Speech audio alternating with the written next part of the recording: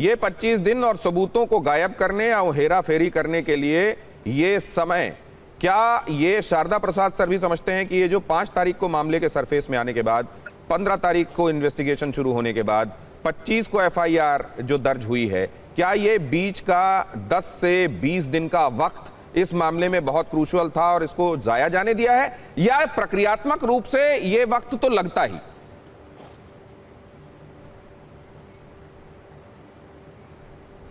नहीं, ये वक्त तो नहीं लगना चाहिए था और एफआईआर पहले दिन ही रजिस्टर हो जानी चाहिए थी।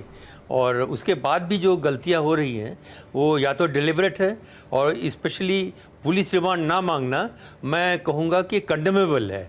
ऐसा पुलिस का जो कृत्य है कि मैं पुलिस रिमांड ना मांगूं तो मजिस्ट्रेट के पास में कोई चारा नहीं है एक्सेप्ट कि उसको जुडिशियल कस्टडी में भिजवा दे। बहुत ही शर्म की बात है। छोटी मोटी चोरी होती है तो हम चोर को जो है वो पुलिस कस्टडी में लेकर के उससे बातें करते हैं, इंट्रोगेट करते हैं, और जो कुछ बचा खुचा होता है उसको रिकवर करते हैं। यहाँ तो मालूम नहीं क्या हो रहा है कि हम पुलिस रिमांड मांगेंगे नहीं, मजिस्ट्रेट को केवल जेल भेजने का वो ऑप्शन देते हैं, और जेल से हम फिर परमिशन लेते हैं कि हम जेल में उससे बातचीत करेंगे। और बातचीत से कहीं इस प्रकार के केस सॉल्व होते हैं? सारी जगत में सब जगह थू थू हो रहा है, जो आपको हंसी हो रहा है, दे रहा है जितने सर, पुलिस इसमें भी आपका एक क्या हो रहा है कमेंट आपका चाहूंगा सर। 9वें कॉलम में और अन्य का मेंशन एफआईआर में, मतलब कि इसमें जो भी लगता है, जिससे भी लगता है वो आवश्यक जो होगा उसके खिलाफ एफआईआर मानी जाए, नंबर 1। नंबर 2, अब ये वकीलों की तरफ से ये कहना कि नहीं ऐसा नहीं, नामजद इसमें नाम लिखा जाए एफआईआर में, वकील राम जन्मभूमि थाने पहुंचने वाले हैं। क्या ये व्यापक इस समय लोगों की भावना है, जो ये वकीलों का जो जत्था जा रहा है 20,000 का, उसमें वही परिलक्षित हो रही है क्या?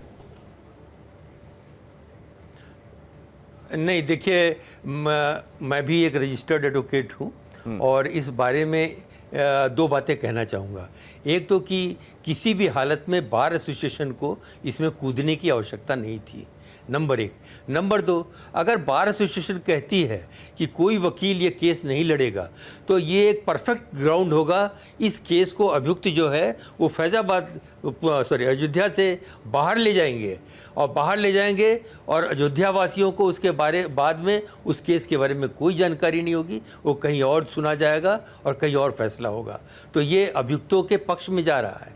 बार एसोसिएशन का ये कहना कि जो लड़ेगा वो फाइन देगा, ये बड़ी बेवकूफ़ी वाली बात है।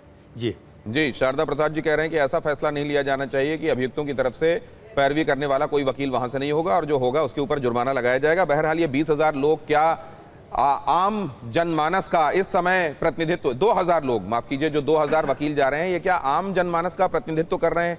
क्या ये व्यापक प्रिवेलेंट फीलिंग है लोगों के अंदर जिसका रिप्रेजेंटेशन या वकील करने वाले हैं? ये सवाल लेकर भी मैं अजय उपाध्याय जी के पास जाऊंगा, लेकिन उससे पहले चढ़ावा चोरी मामले में गोविंद देव से होगी पूछताछ। ये खबर देखिए, कोषाध्यक्ष गोविंद देव गिरी से होगी पूछताछ। दान राशि के प्रबंधन को लेकर सवाल होंगे, वित्तीय निगरानी को लेकर भी सवाल होंगे, पूरी प्रक्रिया की जानकारी ली जाएगी। अब इसको कैसे देखा जाए? क्या ये टू लेट टू लिटिल है या देर लेकिन दुरुस्त है? इसको कैसे देखा जाना चाहिए, इस पर भी हम सवाल करेंगे। लेकिन पहले अजय उपाध्याय जी, मैं एक बात और समझूंगा। जैसे अभी राजकुमार भाटी जी कह रहे थे कि हम तो सीएम को भी जिम्मेदार मानते हैं, अब कई लोग ये भी कहते हैं कि इसमें ट्रस्ट का गठन जो केंद्र सरकार की तरफ से किया गया था, तो केंद्र सरकार को क्यों ना जिम्मेदार माना जाए? क्या जिम्मेदारियां वाकई इन लोगों तक पहुंचती हैं, और पहुंचती हैं तो किसको आप मानते हैं? ये उत्तर प्रदेश की तरफ, वहां के निजाम की तरफ इशारा है, या केंद्र की तरफ इसको जिम्मेदार माना जाना चाहिए? गौतम जी, सच बात तो है कि ट्रस्ट के माध्यम से जो चीज़ें वहाँ विसंगतियाँ हुई, इतनी बड़ी आस्था पर प्रश्न आया और इतनी चोरी हुई, कहीं ना कहीं कुप्रबंधन का मामला आया।